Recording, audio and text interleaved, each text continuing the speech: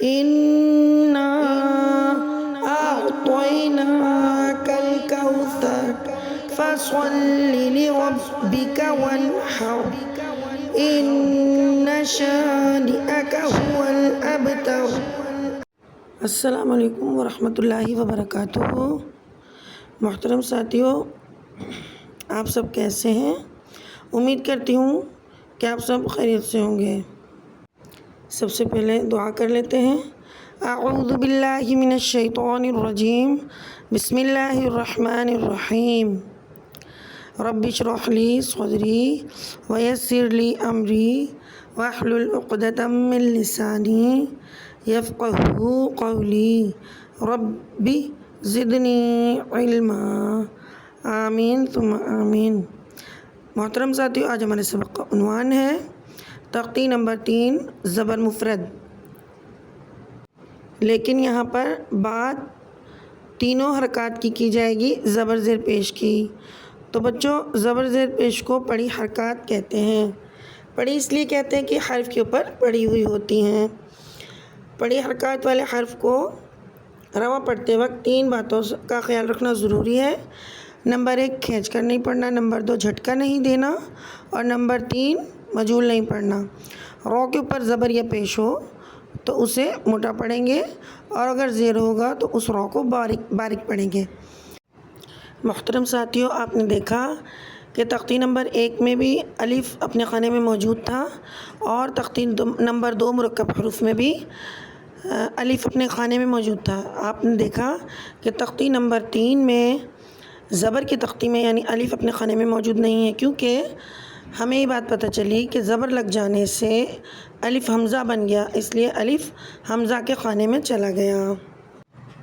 محترم ساتھیوں، تختی نمبر 3 زبر زیر پیش میں سے ہم صرف زبر پڑھ رہے ہیں، تو آئیے سب سے پہلے ہم جوڑ کریں گے۔ با زبر، با زبر۔ محترم ساتھیوں، آپ نے دیکھا کہ ہم نے کس طرح سے جوڑ کیا حرف اور حرکت کا۔ تو پہلے اس کی تعریف بتاتی ہوں میں آپ کو۔ حرف با ایک حرف ہے اور زبر ایک حرکت ہے۔ با کیا ہے؟ ایک حرف ہے اور زبر ایک حرکت ہے۔ حرف اور حرکت کے ملانے کے نام کو جوڑ کہتے ہیں، اور ان دونوں کے ملانے سے جو آواز پیدا ہوتی ہے اسے رواں کہتے ہیں۔ تو آئیے سب سے پہلے جوڑ کرتے ہیں۔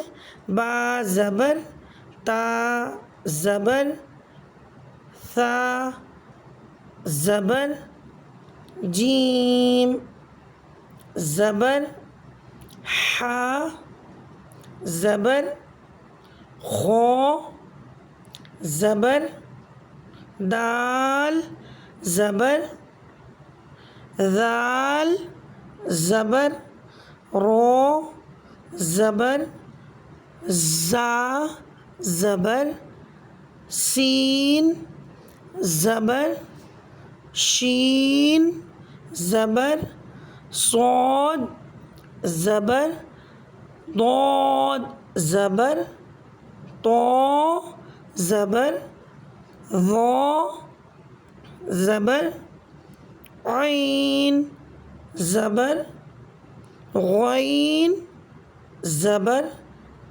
فا زبر، قاف زبر، کاف زبر، لام زبر، میم زبر، نون زبر، واو زبر، ہا زبر، حمزہ زبر، حمزہ زبر۔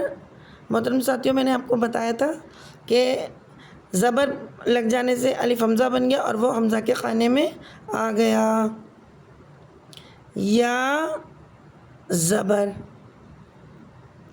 تو محترم ساتھیوں، آپ بہت اچھی طریقے سے حرف اور حرکت کے جوڑ کی پہچان کیجیے گا اور سبق کو بہت اچھا یاد کیجیے گا۔ دعا کر لیتے ہیں۔